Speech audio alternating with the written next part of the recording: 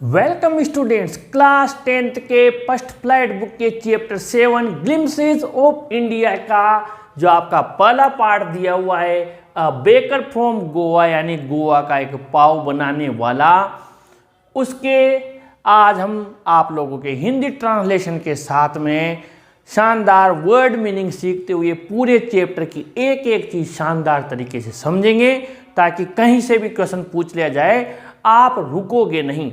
आइए देखते हैं सबसे पहले a baker from Goa. Our elders are often heard reminiscing nostalgically about those good old Portuguese days. यहाँ पर लेखक हमें बताता है कि हमारे एल्डर्स यानी बड़े बुजुर्ग आर ओपन हर्ड अक्सर सुनते थे, रेमिनिसिंग नॉस्टैल्जिकली का मतलब है पुराने समय की सुखद यादें जिन्हें याद करके में प्रसन्नता हो, वो उसका अर्थ है रेमिनिसिंग नॉस्टैल्जिकली, यानी हम पुरानी जो हमारी यादें हैं उन्हें देखकर प्रसन्नता हो, उन्हें याद करके।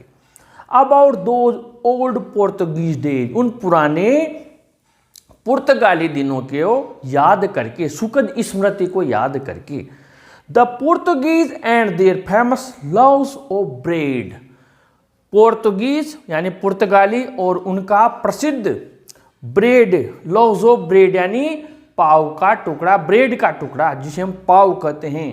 Those eaters of loaves might have vanished but the makers are still there.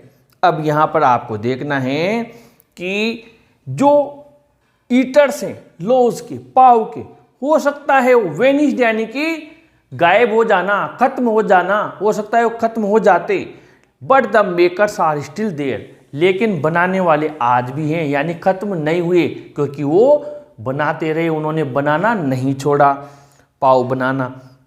We still have amongst us the mixers, हमारे बीच अभी भी मिक्सर्स यानी जो उसको मिक्स करते हैं, मिलाते हैं।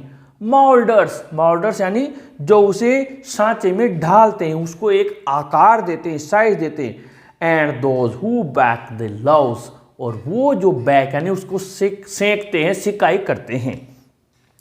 Those age old time tested furnaces still exist, वो ओल्ड टाइम, एज ओल्ड यानी बहुत पुरानी, टाइम टेस्टेड समय की परखी हुई, फर्नेसेस भट्टियां, स्टिल एग्जिस्ट, एग्जिस्ट यानी विद्यमान है अभी भी अस्तित्व में है।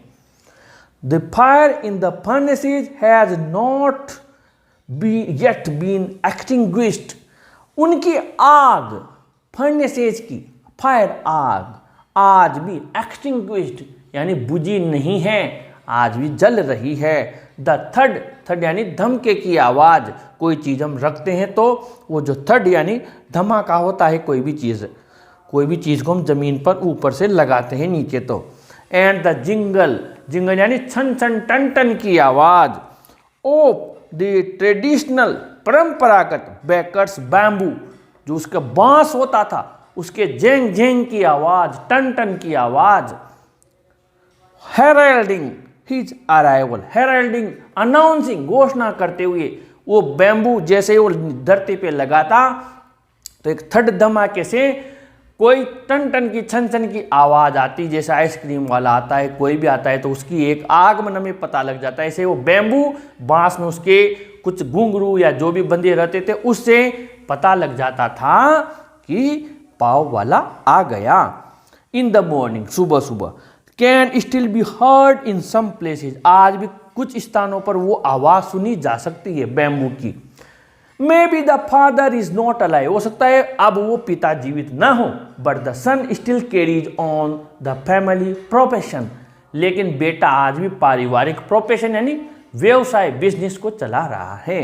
These bakers are even today known as poder in Goa, आज भी इन पाव बेचने वाले लोगों को, पाव बनाने वाले लोगों को गोवा में पेडर कहा जाता है।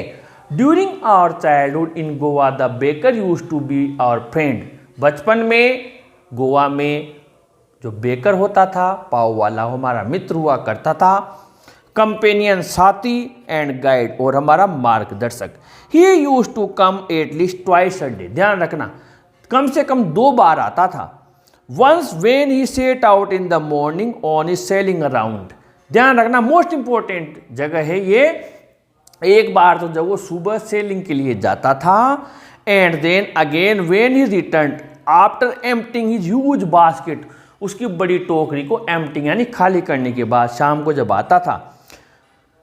The jingling third of his bamboo woke us up from sleep and we ran to meet and greet him। जो जिंगलिंग जंग जंग की आवाज, टन टन की आवाज, जो थर्ड होता था धमाका उसका बैम्बू का, उससे हम सुबह जाग जाते और उससे मिलने और ग्रीट करने यानी अभिवादन करने दौड़ पड़ते। वाई वॉज इट सो, ऐसा क्यों था? Was it for the love of the loaf, क्या उस ब्रेड के टुकड़े का प्रति हमारा प्रेम था? नॉट एट ऑल, बिल्कुल नहीं। The loaves were bought by पास्किन और बास्तिन, पास्किन और बास्तिन यानी जो the maid servant of the house, यहां पर ध्यान दें पास्किन या बास्तिन ये नामक घर की नौकरानियां होती थी, मेड सर्वेंट, वो बोट करती थी, खरीदती थी, पास्किन या बास्तिन, ध्यान रखना ये इस नाम की नौकरानियां उस ब्रेड या पाव को खरीदती थी।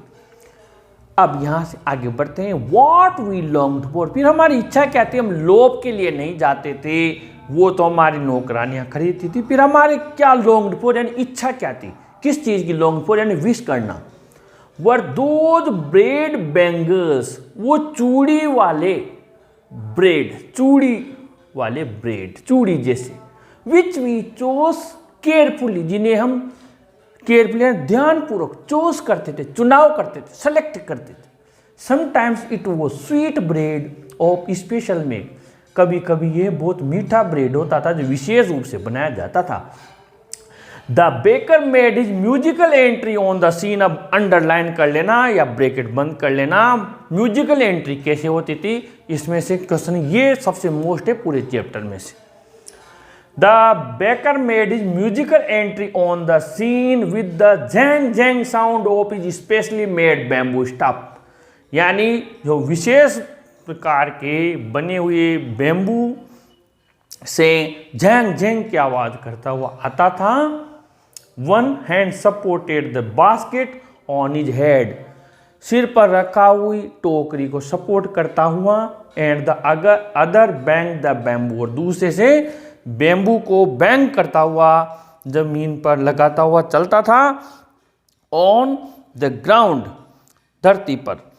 He would greet the lady of the house with good morning, घर की महिला को गुड मॉर्निंग का के अभिवादन करता, and then place his basket on the vertical bamboo, और फिर सीधे बैम्बू पर उसको रख देता, उसकी बास्केट को। With weak kids would be pushed aside with a mild rebuke and the laws would be delivered to the servant।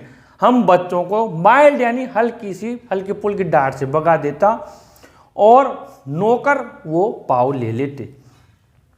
But we would not give up, लेकिन हम भी हार मानने वाले नहीं थे। He would climb a bench or the parapet and peep into the basket।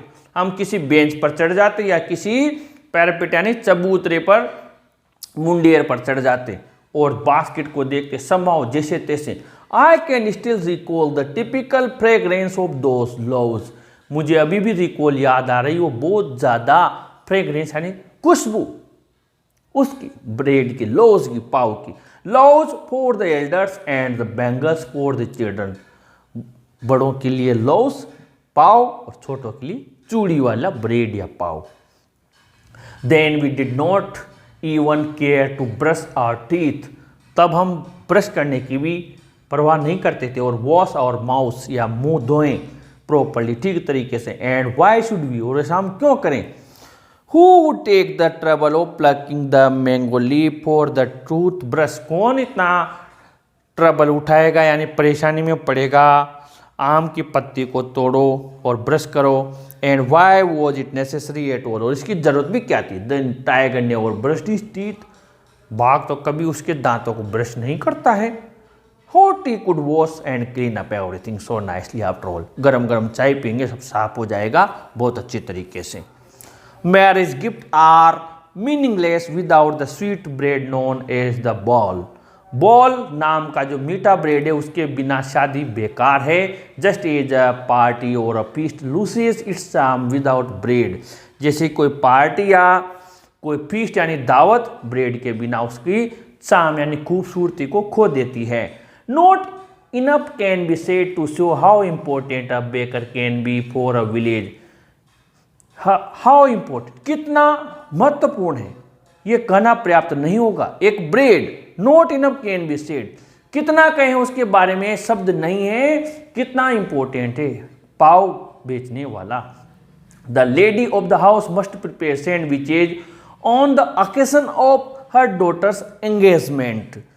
जो घर की महिला है उसकी बेटी की एंगेजमेंट होती है, सगाई होती है, तो फिर वो क्या करती है, सैंडविच बनाती है। केक्स एंड बोलिनास are must for Christmas as well as other festivals. Cakes और बोलिनास ये भी इसी से बनने वाले व्यंजन हैं, डिशेज हैं जो कि अन्य फेस्टिवल्स पर बनाए जाते हैं, क्रिसमस पर और फेस्टिवल्स यानी अन्य त्योहारों पर। Thus the presence of the bakers furnaces in the village is absolutely essential. इसलिए बेकर की, पाव वाले की फर्नेस यानी भट्टी गांव में होना एब्सोल्युटली निश्चित रूप से एसेंशियल यानी महत्वपूर्ण है, नेसेसरी है, आवश्यक है।